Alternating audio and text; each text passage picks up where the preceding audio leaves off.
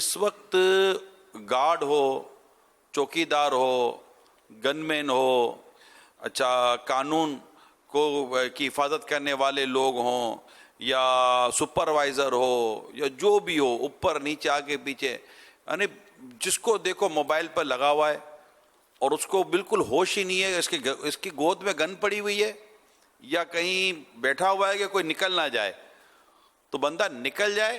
یعنی میں خود ایک دفعہ یہ تجربہ کر چکا. میں آپ کو اپنا تجربہ بتاتا ہوں کہ میں کہیں گیا، میرا آنا جانا تھا، پہلے تھوڑی سی پرانی بات، آنا جانا تھا تو وہ بیریئر ڈالتے ہیں اور گن مین بیٹھا ہوتا ہے نا گود میں گن رکھ کر. تو میں گاڑی میں گیا وہ اٹھائی نہیں، بیریئر بند تھا.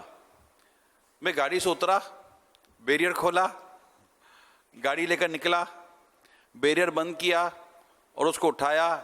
بھائی جان میں نکل گیا ہوں، ٹھیک ہے. اور میں بولا اب اسی کی گن لے کر ہی بندہ جو کرنا ہے وہ کر ڈالے گا.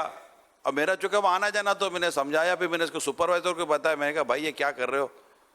اور تو یہ کیا بعد اوقات لوگ ہوتے ہیں حضور یہ رات کی ڈیوٹی لیتے ہیں کیونکہ دن بھر کام کرتے ہیں، ان کو ڈبل ڈیوٹی کرنی ہوتی ہے.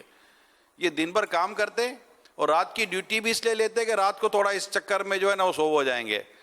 تو ایک چیز تو یہ سونے والا طبقہ، دوسرا یہ موبائل والا طبقہ. اب موبائل تو یوں سمجھیے کہ آدمی ڈیوٹیاں چھوڑ کر موبائل میں لگا ہوا ہے. جو ان کو لیڈ کر دے، جو ان کو سپروائزر ہے، جن کا کام تھا ان سے یہ سب چھوڑوا کر ان کو ڈیوٹی دلوانا، ان کو کہیں گے بھائی آپ کیا کر رہے ہو. تو کئی ملٹوں کی یہ جو غفلت ہے نا، 500 ہزار ملازم ہوتے ہیں، ایک ملازم اگر روز کی 10 منٹ بھی اگر خلاف اجارہ کام کرتا ہے نا تو 10 منٹ کو 1000 سے کرے تو کتنی منٹیں ہو جاتی ہیں، اور لاکھوں روپے صرف یہ ایسے کے ایسے ہضم ہو گئے. حضور ان کو آپ کیا سمجھائیں گے؟ انٹرنیشنل پرابلم ہے.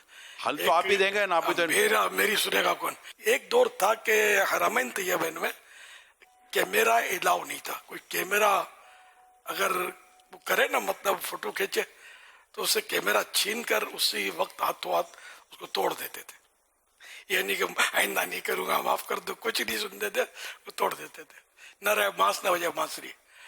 آخر کار یہ ہار گئے، انتظامیہ ہار گئی. اب حرمین طیبین میں موبائل سب کے پاس ہوتا ہے، لگے ہوتے ہیں. میرا خود اس پر ایک مقدس جگہ پہ تجربہ رہا کہ ایسی جگہ پر کہ جہاں تصور بھی نہیں تھا کہ یہاں کوئی جا سکتا ہے اوپر. دور سے ہی ہم زیارت کر کے دیکھتے رہے، لیکن وہاں عورتیں اوپر چڑھ گئی 2-3. وہ سیکورٹی گارڈ نیچے کھڑا ہوا تھا، اسے پتہ ہی نہیں چلا اس لیے کہ وہ موبائل میں لگا ہوا تھا. اچانک اس کی نظر پڑی کہ یہ کیا ہوا، اچانک اوپر خواتین چلی گئی ہیں تو وہ بھاگا پیچھے ان کے پھر اتارنے کے لیے. تو اب یہ جو اس طرح کے مقامات یا جو بھی سیکورٹی معاملہ ہے وہاں پر یہ ڈیوٹی دینے بیٹھے ہیں. یہ واقعی یہ بہت رسک فیکٹر ہے. ان کی وجہ سے وارداتیں آسان ہو گئی ہیں. یہ مصروف ہوتے ہیں، ان کا اسلحہ ان سے چھیننا زیادہ مشکل نہیں ہوتا. ایسے موقع پر چھینا جا سکتا ہے. اصول بننے کے بعد ان کا جو اوپر جو مین جو ان کا سپروائزر ہو، مینیجر ہو، جو بھی ان کا جو ہو، وہ پھر ان کو اس پر آ کر وہ بھی نہیں کر پاتا. تو یہ ہے کہ اب پتہ ہے حضور کیا ہوا دنیا میں ایک اصول بنے، اب انلیگل ویزے والے کو نہیں پکڑ رہے. جس نے انلیگل ویزے والے کو نوکری دی نا، اس کمپنی کا لائسنس سسپینڈ کر رہے ہیں. یعنی کہ ادارے جو ہوتے ہیں وہ تھک جائے، بھائی کتنے لاکھوں کو کیسے پکڑیں گے، نوکریاں تو یہی دے رہے ہیں، یہ کہاں سے کما رہے ہیں انلیگل لوگ. تو اب انلیگل لوگوں کو پکڑنے ہم کہاں بیٹھیں گے؟ تو اب انلیگل لوگوں کو یہ نوکری دی، اگر پتہ چل گیا کہ آپ کے پاس جو بندہ کام کر رہا ہے وہی انلیگل ہے، اس کمپنی کا لائسنس ہی سسپینڈ کر دو.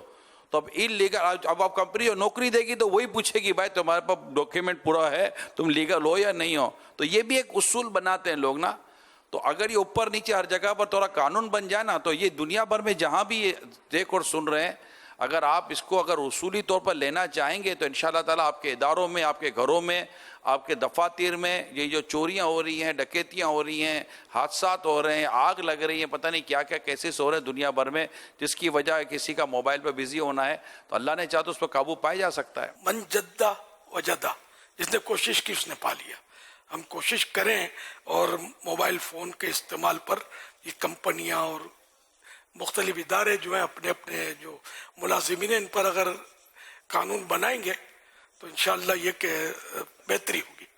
خاص کر سیکورٹی کے لیے جن کو رکھتے ہیں نا جو لوگ، وہ بھی اس میں زیادہ احتیاط کریں.